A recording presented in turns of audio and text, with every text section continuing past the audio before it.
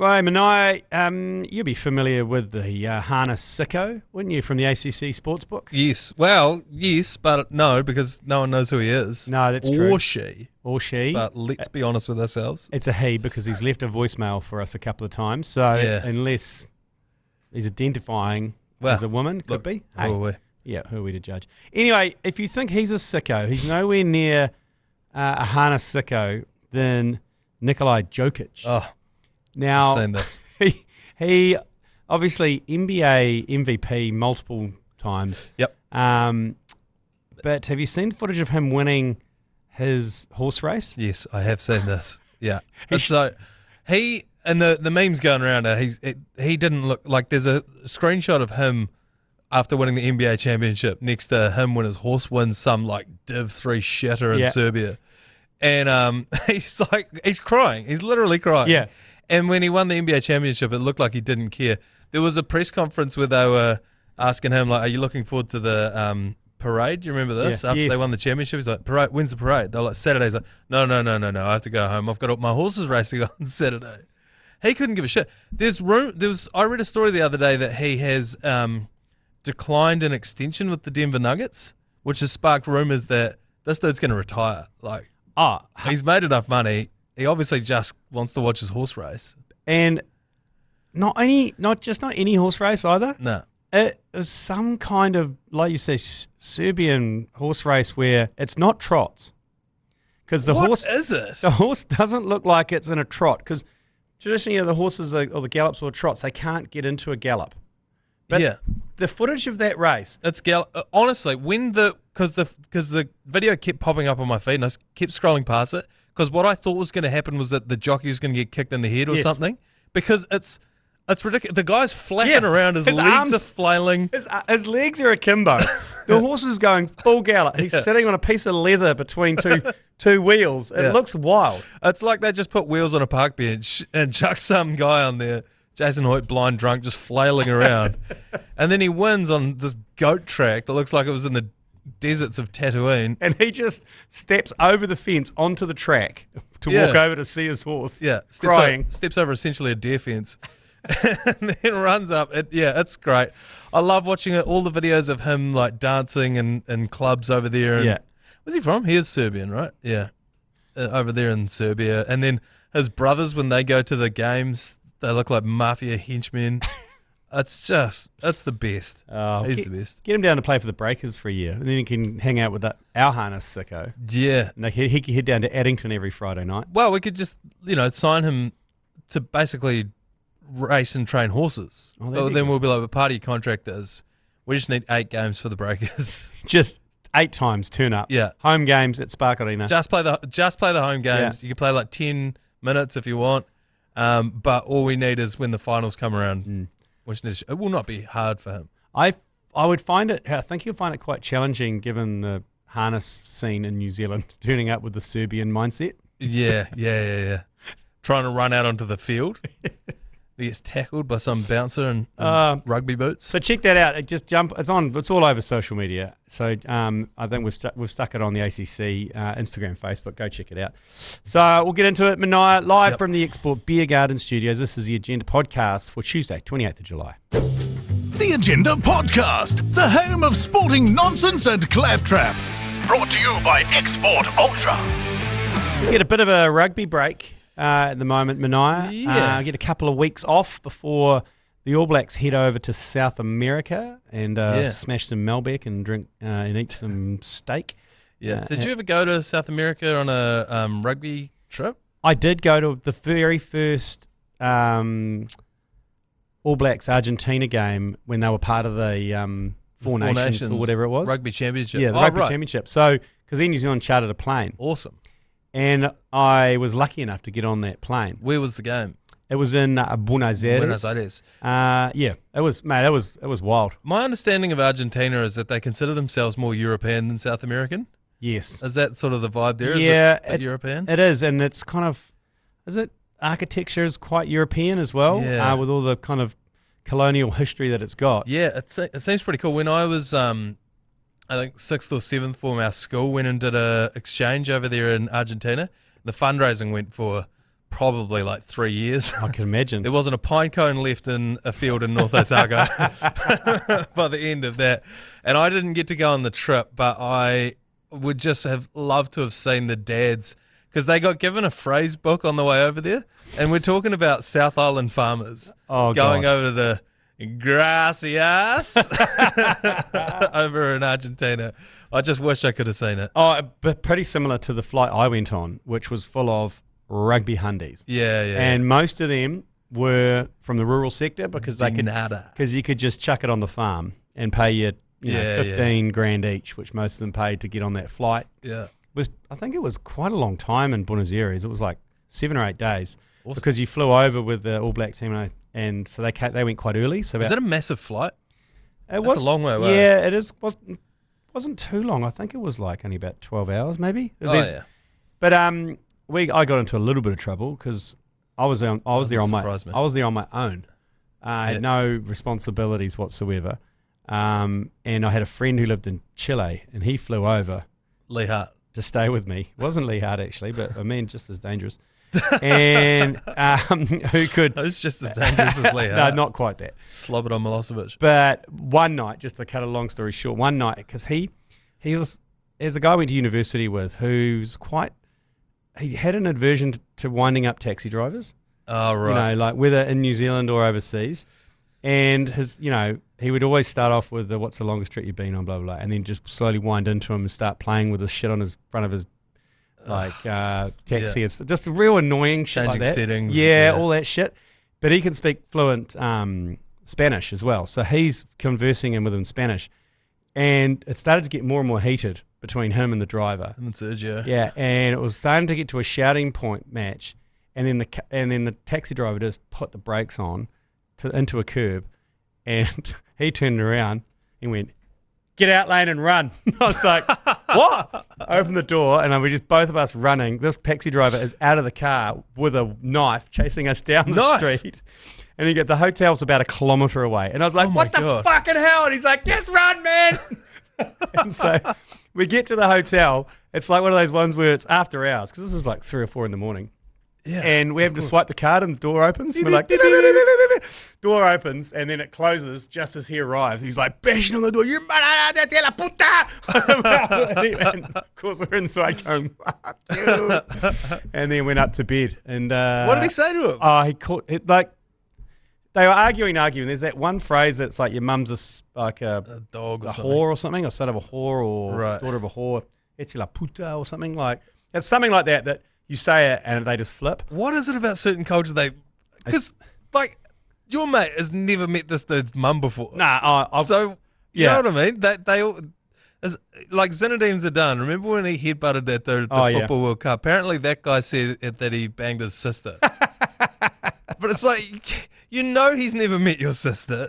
You know what I mean? Who cares? What about all the Indian 12-year-olds there going to fuck my mum with a dog? Oh, that's true. That's true. Yeah. And you don't chase them with a knife, you know, because you know it's ridiculous. What is it? So puta is whore. Right. Your mum's a puta. It was something to do with that. So I definitely heard puta involved. Yeah. And that's when he flipped. It's funny when you're listening to foreign languages, but you can understand every single thing they're saying. I was on a boat in Bali going from one place to another. Man, it was the sketchiest boat ride I've ever been on. Wooden boat as well. You think it's going to break in half at any moment? It was the kind of thing that they were detaining people for in the north of Australia. Yeah. That kind of boat. Yes. And huge engines, though, on the back. Massive motor. Russian guy sitting at the back refused to move. He got soaked. Anyway, the waves were enormous. We were the first boat out, and our guide in English was like, "Well, we're going to be the first ones out there. If we get across safely, then the others are going to come." So we're sort of like the canary down the coal. Fuck, righto.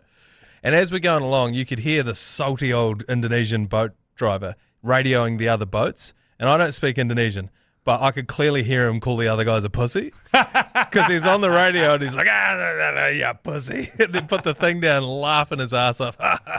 All the dick mates are laughing too.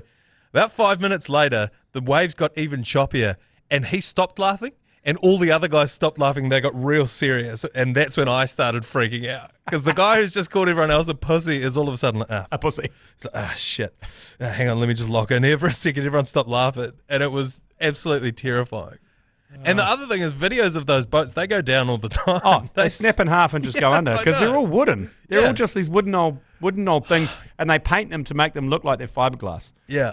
And then they have a transom is just an old wooden. The engines are just hanging off a big wooden transom. When we came back, the tide had gone out. They couldn't get back to where we took off from. We took off from a jetty. We walked down it. When we came back, they basically just ran it aground, and we had to jump off and walk the rest of the way through the mud flats. I was like, I'm never done this again. That Argentina trip I went on was like the first time I'd spent some quality time with Di Henwood as well. Oh, really? Yeah. Yeah, because I lost a bet with one of the punters on the trip, and I had to wear a full Argentinian Maradona shirt and leggings and a little mini skirt to the actual game. Right. And Argentinian rugby crowd are quite traditional and serious. They didn't find like us. Yeah, they didn't. Yeah, they are very like us. Yeah. Very respectful, but didn't find my dress up that funny. No, Di Henwood said that. Yeah, he's mentioned that before as well. Yeah. That was the first time he met you, so it was a real eye opener. Okay, well, going back to what we're talking about. So what are we talking about? So they're over to Argentina in a couple of weeks. I think there's a game on the 16th and the 25th. We're covering those. They're Sunday mornings, 9 o'clock in the morning. Perfect time to watch a bit of code. Doing nothing else except just feeling sorry for yourself. Yeah. But looks like Dog Roll's returning, Captain Dog Roll. Oh, that's good. And so is Bodie. Worrying though, because it was a Achilles issue, and that's the spiritual injury of the Alternative Commentary Collective. It is, at least the Agenda podcast. Yeah, and it terrifies me, the Achilles. Yeah. I just saw a video of Jason Tatum, that is his name, not Channing, who tore his Achilles in the NBA playoffs. Yeah, and he is his first time walking in public without a moon boot. Now that was about 2 months ago, and he still can barely walk. It's such a fearsome injury. It is. You'd rather break your leg, like snap 100 times over. Yeah, and that's why I worry for Dog Roll. Don't rush back. Anyway, Bodie's back. The Mahi Monster is going to be back as well. That's good. Side Titty. Side Titty is back. And so is Tamaiti Williams, the Mighty Williams, all set to overcome their injuries and will be travelling with the squad to Argentina. That's great. Those are all great players to have back into our team. I don't know how Argentina are travelling. Are they any good? They beat the Lions.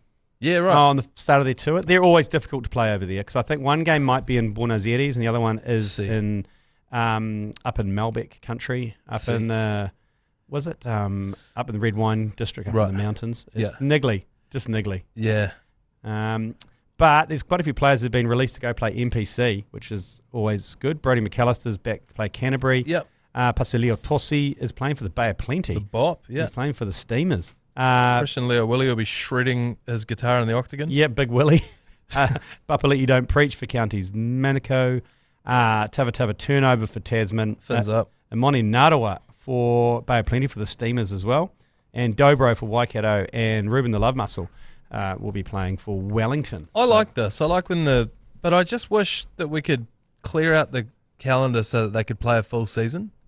You know what I mean? Because I remember when I was a kid, it was, your favourite player would play for Canterbury. Absolutely. And you'd get to watch them for the whole season, and it made you more of a fan of your region. Oh, I grew up on the terraces of Rugby Park in Hamilton. Yeah. Watching the likes of Ian Foster, Simon Crabb. Yeah, right.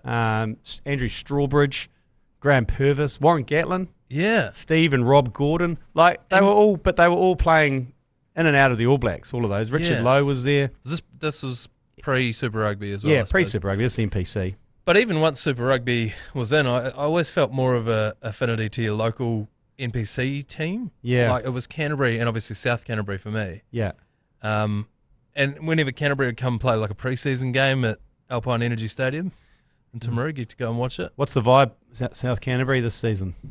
Obviously, they slipped up last year. I know he listens to this, but they've selected Dan Patterson, and that worries me. Right. I just don't trust him. I know he's recently become a father, and that can sometimes change a player. Yeah, it's true. I just don't trust him. You're a bit too cautious, aren't you, when you're a father? Yeah, well, that's why they don't make good F1 drivers, because they got something to live for. But so he's not going to die for South Canterbury on the rugby field, is he? It's going to be interesting. It's going to be very weird. Yeah, no, he's not. But it's going to be very weird because they're coming off. The last time we saw them in action, they lost their undefeated streak. So 4 years on the trot, and then they lost in the semi-final or whatever. So this will be the first game since then. That'll be weird. How do you... Because obviously when you haven't lost in 4 years, there'd be one side where you're like, I feel invincible. Then there'd be the speed wobbles of like, fuck, I don't want to be the team that... lose again, lose twice. Now it's like, I don't know. Do you take the foot off the gas? I really don't know. It's going to be a weird one. But I love the Heartland Championship. All the stories, the players. Like, remember last year, South Canterbury couldn't get up to challenge for the Shield against, was it Hawke's Bay? Taranaki? Oh, yeah. Whoever had the Shield. Someone in the North Island. They couldn't even get on. They couldn't get a plane. Hawke's Bay, yeah, and they couldn't afford... Because that commute is brutal. Because you get to drive from Timaru to Christchurch, then fly probably, I don't know, Wellington to Hawke's Bay. Yeah. Oh, yeah, there is flights into Napes. So they should have. Yeah, but only out of certain places. And there's not a lot of flights into Timaru. You've got to go through Wellington if you want to do that. So I think it's like one of the the longest commute in the country for sure is Ngāti Porou East Coast to South Canterbury. Yeah, right. Just because of how many buses and trains you have to take to get there. So that's not me. I'm looking forward to that. But yeah, I just wish that we could figure out the timetable so that we could have NPC, restore a bit of mana to the NPC. Yeah, it kicks off next week. But how do you this week? Thursday. Shit. Wow. Okay. I don't know. I know there's all these reasons why it couldn't work, but I wouldn't mind seeing like bin Super Rugby and run NPC as the primary. But we talked about this. Even if you shorten Super Rugby for a little bit, like it, you know what I mean? Yeah. It probably goes for about 4 weeks too much, and you could probably squeeze in an NPC if you gave them 4 weeks. Yeah. Yeah, I don't know. I don't know what the answer is. You don't need 2 competitions. Nah, you don't. You That's don't. sort of my thing. Rugby has completely fucked itself with this. Multiple competitions, yeah, because then the incident, it's all just very, very confusing. Oh, I saw a thing. I don't know if I don't think it's in the rundown, but it was that the Queensland Reds, I believe, are releasing their players to play for a sister club over in France. Oh, yeah. So some of their players, it's essentially like a loan thing, and because of the way that the schedules line up, it's basically like a sabbatical where you don't need to leave your club. So you can still go and clip the check over in thing and then come back and play for the Reds.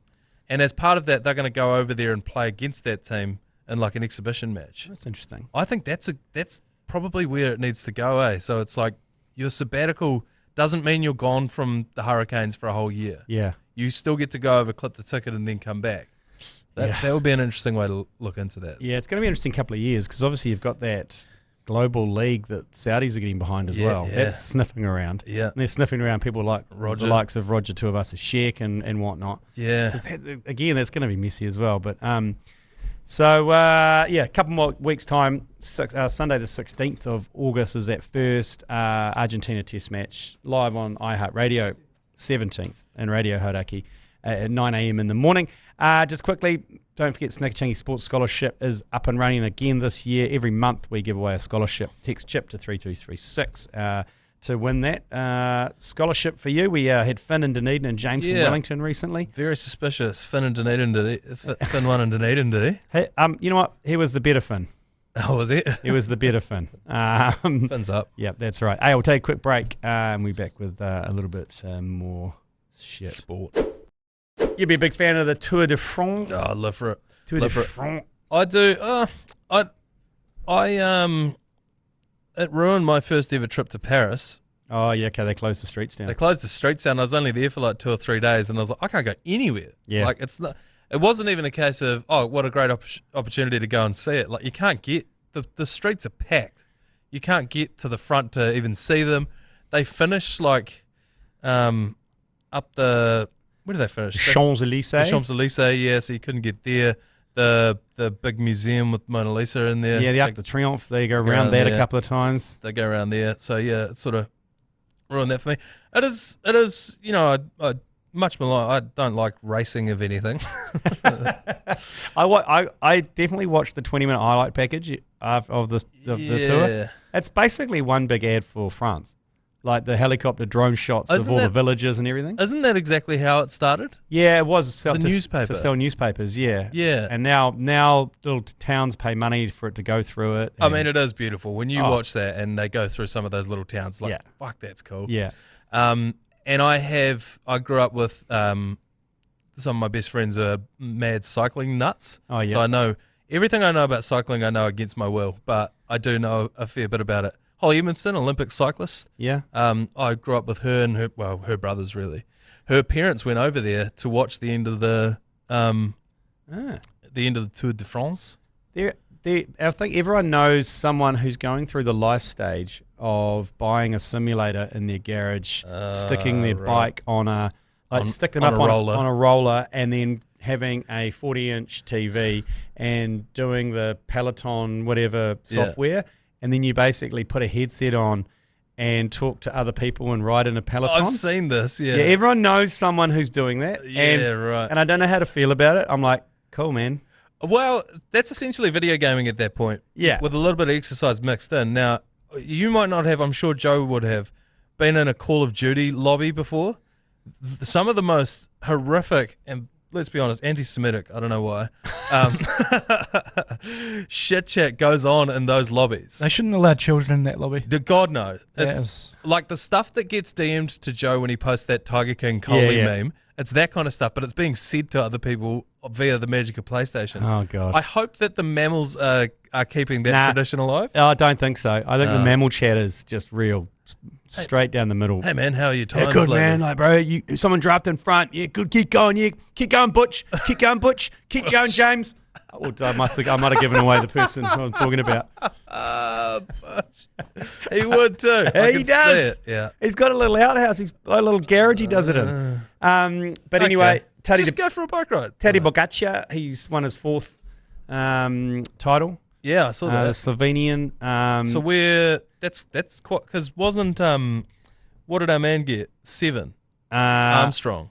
Yeah, he got it in a row. Lance Armstrong, 7 in a row. Yeah. Tadej Pogačar, I think this is second in a row. Before that, it was Tadej Pogačar is an anorexic mash. Yeah. He's got that honker on him, and he's like got a little bit of a skin of a ginger. Ginger. Yeah, and then of course you've got Vingegaard, who's the anorexic Tim Southey, who's the other one who won it. Right. But those two are so far ahead now that everyone's like going, yeah. It's like they're suspiciously far ahead of everyone. Yeah. Have you guys heard Lance Armstrong pronounce Pogačar's name? No. Pogačar. Oh, Pogačar. Pogačar. No, not even Pogačar. Pogačar. Pogačar. Tadej Pogačar. Couldn't give a shit. He could not give a flying. So Oh, there you go. yeah. That's all over. That finished yesterday. So you can go back to Paris now. Oh, sweet. Yeah. I can go back to not caring about And bike check it races. What I will say about the bike races, I watched those. Is it the Kieran? There's one of them that they do in Japan all the time. With the motorbike? Yeah. Or the other, no, I think it is the one with the motorbike. The points one, where they keep going round and round and win points. Yeah, something like that. It's really good to gamble on, and I know they've got leagues in Japan where people just go and watch that. I probably would go and watch that. Yeah, if you can gamble on it. You're sitting inside, you have a couple of beers, watch that, you might see a crash. Yeah. I'd get involved in that. The Kieran. Is it what you said at the start? I think so, yeah. I think it is. Yeah. You just get involved with anything you can start punting on. Yeah, Elise Andrews was telling me about it because she races in one over there in Japan, and she's like, it's really cool. They love it, and they're trying to find a way to bring a league here because you have teams. So you'd have your little franchise that you support, and they've got a couple of dudes racing in it, and that's quite good. I'd get involved in that. Hey, just the Warriors. Oh, yeah. I know you chatted with Ben Hurley about this yesterday on the Mad Monday podcast, so make sure you subscribe to that podcast, have a listen. But just can you talk me off the ledge? I can. I know I always say this, but I don't know. We ride the Warriors ups and downs so hard in New Zealand, and we don't do that with any other team. If the Crusaders lose on the weekend, no one goes, oh, God, that's their season done. They're doomed. But if they lost to the Force at home, you would. Look, maybe. Couple of points on this. One is the Titans are our bogey team. Don't know why. They fucking are. I thought the Storm was. Well, can you call it a bogey team when they just obliterate you every... Yeah, okay. Do you know what I mean? It's not really a bogey team because it's not a team we should be. Anyway, they are, and I've been saying this week that it was a selfless thing that the Warriors did because it changed neither of our fortunes. They are still baked to the bottom of the tin, the Titans. We are still in fourth. It's not going to impact how either team goes. And it was a selfless thing to do. 500th game for their coach, Des Hasler. Last game for Kieran Foran, Warriors and Kiwis legend. Last game for him in New Zealand. And so we looked across the table and we said, here you go, guys. Have one. It's a gift. Gave one back. But it also, I think, it puts us in right where we want to be. So top four, means more for us than it does for other teams because top 4 means you get a home semi-final. Yeah. So when the finals start, that means we get one at Mount Smart. There's the thing a couple of years ago where the NRL says you have to have 25,000 capacity to play a home semi. And mysteriously, the week before, we had 25,002 or something? The week before they announced that we had 24,000 and a half, miraculously found another 500 seats. Don't know where they came from, but all of a sudden we had 25,000. Open the hill up. Yeah, that's Just right. Open the hill. So it was, we fit 53 people on the slide at the far end, and all of a sudden we can have play. So that's the main thing for us is that we finish 4th, which we probably will. It'll be very hard. Oh, the Dogs, though. I'm worried about the Dogs, and I'm worried about the Panthers. Dogs will be tough. The Panthers are in 5th at the moment. We go Dolphins, Dogs, Titans, Eels, I think is our next 4 games. And more or less, the Panthers would have to win all of their games. We play the Titans again? Lose. Yeah, we play the Titans again. Over there. Over there. I've looked into flights. I just got back from the Gold Coast, so I really want to go back there. About $1,000. I can't justify it. But you can justify anything if you want. That's right. Another weird thing that seems to be happening this year is we do worse at home.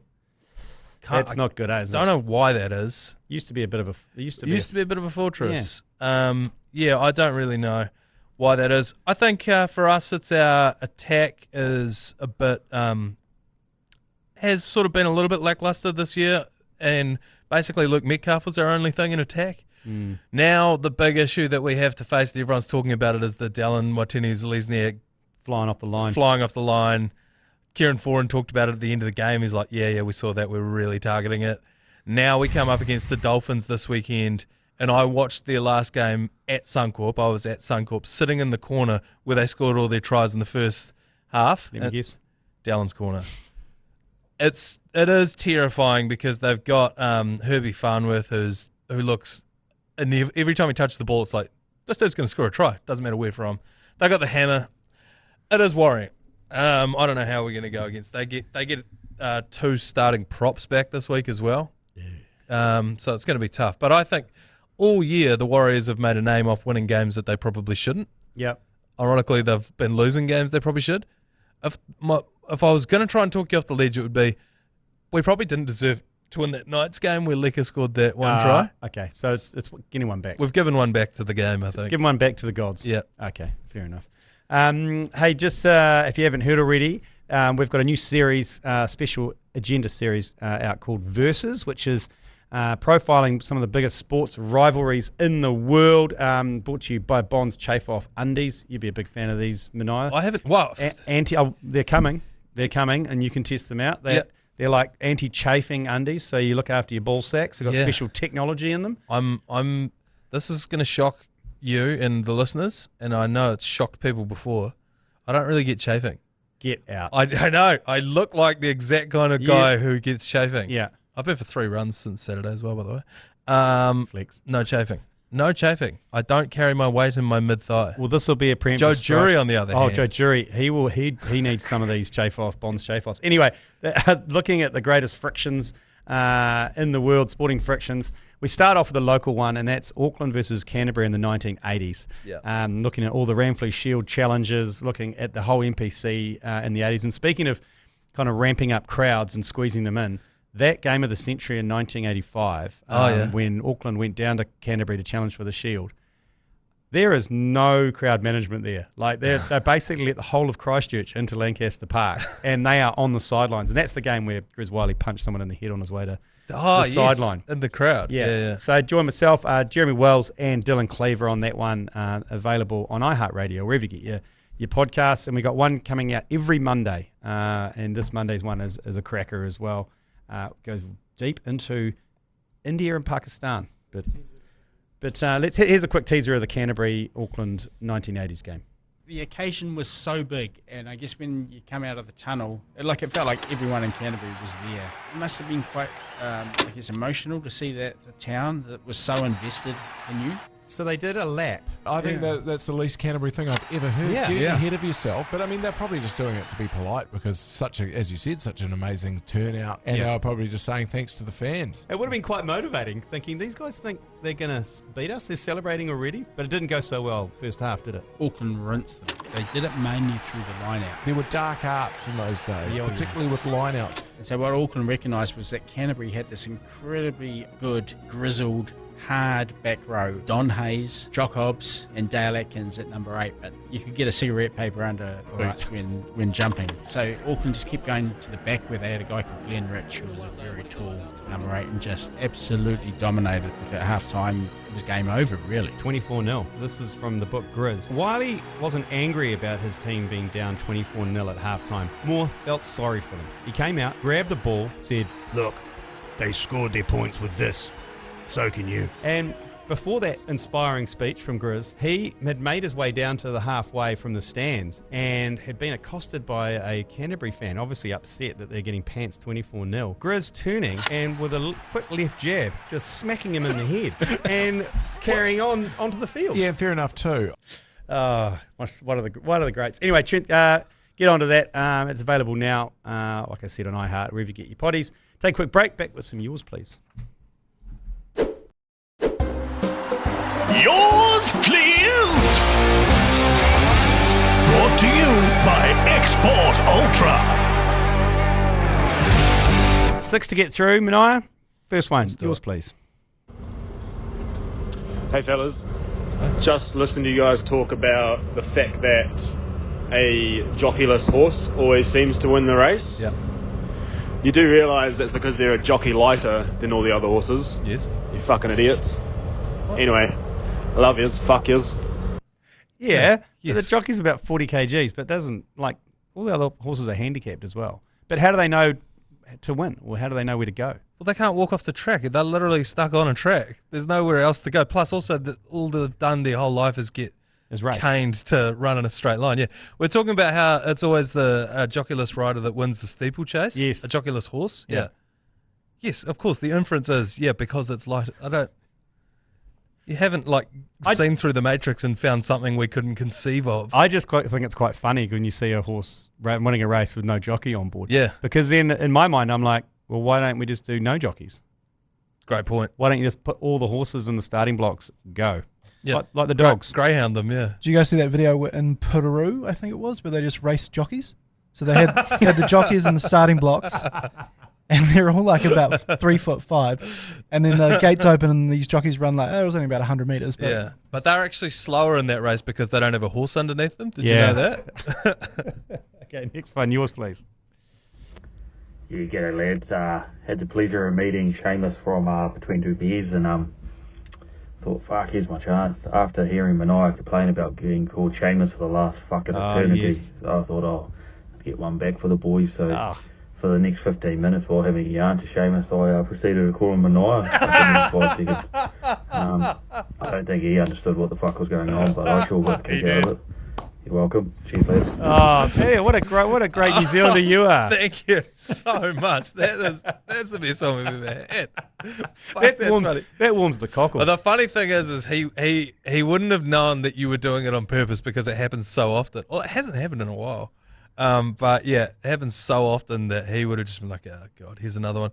Do you know, he almost got a bit of action out of it one night. There was a girl on the dance floor came up and hit him up. Really? She's like, oh, you're that Manaia guy, eh? And he was like, no, I'm Seamus. She was like, oh, shame, because I was going to. But anyway. Oh, get away from me, Jess. Next one, yours, please. G'day, mate. Hey, Manaia, another one of these sports that don't involve true athletes. Yep. I reckon it's got to be anything that's fucking extreme, like base jumping, or bungee jumping, or skydiving. Mate, you are literally letting gravity do the work. Yeah. I had the old dick man, Wayne Kerr, on site. He fucking fell off a ladder like 6 months ago and he still hobbles around. And the last thing I think is athlete. Fuck you. God, that was I can't trying to work out where he was going with that. So sort of lost me at the end there. Well, but the sport, same. I've never regarded skydiving as a sport. No, bungee jumping. No, and that's the thing, and they're trying to brand themselves as extreme athletes. You know, these base jumpers and stuff like that. Only thing I would say to that is the body control that you need to have. It's sort of like gymnastic, to be able to. There's elements of skill. Jumping out of a plane and being able to contort your body in such a way, like those wingsuit dudes. Yeah, I reckon there's an element of, but I know what you mean. Basically, your athletic ability is to have the nuts to jump out of that plane. You know what I mean? That's basically it, and that's more of a mindset thing than an athletic thing. So to a degree, I understand, but any of those guys who can do flips and all that kind of stuff, I think that's athletic. So is he trying to say that anything to do with gravity we take out? So no diving, like 10-meter diving board. Yeah, would they be? Yeah, but that's quite athletic as well because you got to do 1,000 flips and then. I would give him maybe base jumping because all you are doing is just jumping off the thing, and you've just got to. You just got nuts of big steel. balls, yeah. Yeah, that's true. That's all it is. But okay. Yeah. Okay. Yeah. Wrap that on the head. Next one, yours, please. Hey lads, I just want to jump in here on this. People who sit down aren't athletes. I'd argue that there is a difference between athletes and sportsmen in sports. So, gymnastics, not a sport. Horse riding, not a sport. Jockeys and gymnasts, definitely athletes. Yeah. Darts, sport. Pool, sport. Snooker, sport. People who play them, not athletes. You know, do you catch my drift here? Yeah. Need to hear your thoughts. I do. It's interesting. Well, and again, I know a lot of people have seen that video but didn't listen to that podcast. The very next one, I immediately walked back the sitting down thing because as soon as I walked out of the studio, I was like fucking rowing at Dame Lisa Carrington, cycling, all that stuff. They're definitely athlete. It's a very good point that he raises, and I think he's starting to get my point. And it's not that I don't like them; it's just that I don't consider those players athletes. Pool is an interesting one. Is that a sport? Or is that a game? It's technically a sport. If you can have a world champion, I reckon it's a sport. Yeah, but then esports are sports.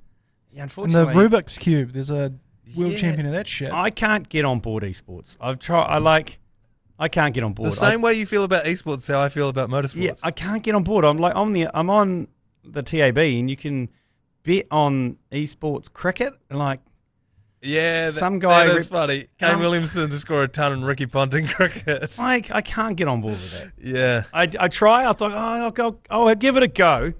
I'll try and get into it. Yeah. But they've lost me. No. I'm sort of the same. Yeah. But that was a really insightful message. He's right. Darts, pool. I don't consider them athletes. He's right but about it's a sport. This is what I was trying to say the other day. Anything that I could do on the way to work is not a sport, and driving a car is one of those things. Riding a horse. Someone immediately asked me, "Oh, what about riding a horse?" I couldn't do that. I couldn't stand up out of here and ride a horse across the Northwestern Motorway to Te Atatū. I reckon if you had to, you could. I mean, it would be very slow. Yeah. You know what I mean? But if you've ever ridden a horse, you know it buggers you. Oh, I've had one of the greatest stories of all time, Logan Peter Payne, who, a good friend of mine, who worked in the mines in Australia, and he decided to break it up by maybe going working on a farm. That's right. And he was at the local pub asking if there's any jobs around in this kind of hick town. And they said, go out and see what's his name, notorious asshole who chews through foreign workers. And Logan went and knocked on his door and said, "Yeah, you've got any work on?" And the guy locked him up and down and said, "Yeah, I've fucking got some work for you." They're out there and goes, "No, how to ride a horse?" And goes out to the fucking paddock with his fucking wild fucking pony running around. Bronco. And he goes, "Have you ever ridden a horse?" And he goes, "Man, I'm practically the man from Snowy fucking River." He'd never ridden a horse in his life. If he didn't want to back down, and he got in there, got on this horse, and it fucking just kicked him across the fucking yard. And then he goes back to the guy. The guy goes, "You've never ridden a horse, have you?" And he goes, "Nah, never in my life." And he goes, "You're hired. Anyone who's stupid enough and brave enough to do that, it can be." And he lasted the longest there. Yeah, he lasted the longest there because he just basically, the guy was like, "You are the fucking biggest idiot I've ever had. You're here. the biggest balls I've ever come across." You're either very brave or you're not an stupid. athlete. Certainly not an athlete. You got big balls. Anyway, two more. Yours, please. And final post last day of school beers, in which I'm definitely not just rambling. How could you, Manaia? How did you mention all of those old wrestlers, but then not mention the epitome of New Zealand culture, the guy that just flips everyone the bird and smashes beers, Stone Cold Steve Austin? Personally, I was a massive Rob Van Dam fan back in the day. That was fucking awesome. And love yous, fuck yous, have a good one. I thought I did mention Stone Cold Steve Austin. Maybe I didn't. But that's the great thing about wrestling. Everyone's got their favourites. Yeah. I think because you didn't pick him in your list. Yeah, that was a massive oversight, to be fair. The Texas Rattlesnake should have definitely got in there. I don't know if you've heard, Manaia, but there's accusations that I may have cursed Hulk Hogan because on the podcast the day before he died, I mentioned Hulk Hogan on the podcast because we were talking about dress-up day at the cricket and how people were dressed up as the Ultimate Warrior, Hulk Hogan. Several messages been sent in saying, "You killed him." How is it? You mentioned Bob Jones the day before he died too on the podcast. Oh, you did too? Yes. Who have you mentioned today that you haven't? Logan Payne. Stay safe, Logan. Stay safe, Logs. By the way, just for anyone listening, Logan Payne, the same guy that sold us the Ute. Yes, the Falcon. The Falcon Ute. The Flying Falcon. When I first got into that, he was driving us along the Mount Maunganui, and I was like, "Can I have a cigarette in here?" He goes, "It's a fucking Ford Falcon, mate." Yes, of course you can. Pop in and see him. He's usually working the shop floor at Sisters & Co. at the Mount. Great man, knows his bras, knows his knickers. So get in there. You can get a breakfast. You can get a coffee. Yeah, you can get a smoothie bowl. You can do a podcast. You can do a podcast. You can ride a bike with a basket full of ice creams up the main street. Yeah, you can monitor the security cameras. Anyway, you might meet Finn Allen. Yeah, well, yeah, we did. You might meet Damien McKenzie's MIDI. We didn't. Last one, yours, please. Yeah, g'day, fellas. Look, normally as a fellow cheese roll muncher, I got your back, Leslie, but as much as it pains me, I'm with India on this one, man. If I've been betting for hours to save a test, approaching 90, I want my hundy. You want to make your tea time? Fucking get me out. Yeah. Don't try and fob it off with a bloody handshake. Anyway, love yous, fuck yous. Yeah, look, there's two sides of the argument. We mentioned it yesterday. There was shithousery on both sides. I reckon. I'm with India. I got to be honest. Yeah, I just get me out. If you didn't like, it's the same thing. There's a unwritten rule in NBA basketball. When the game's over, you don't run off and just like dunk the fuck out of the ball. Yeah, you know what I mean. Like if it's like, oh, we can't win. We're 15 points behind. There's 10 seconds left. Just dribble the ball out. Whatever. Every now and then, someone will. What about the spread though? Well, that's people know the spread. So if you see some guy run down and dunk in the last 3 seconds, that's happened. So a guy has been caught in the off season for betting on his own games, and all this footage has come out of him stealing the ball in the last 5 seconds of a blowout to cut the lead to like under 7.5 or whatever, and all of a sudden people have made hundreds of thousands of dollars off it. So there's that too. But my thing for that has always been, well, if you don't want him to dunk it, then don't let him get the ball or play a bit of defense. You know? I was thinking as well, because I've thought about it long, and our grade cricketer did a great thing with the meme of shake my hand. I want to shake your hand. I want to shake your hand.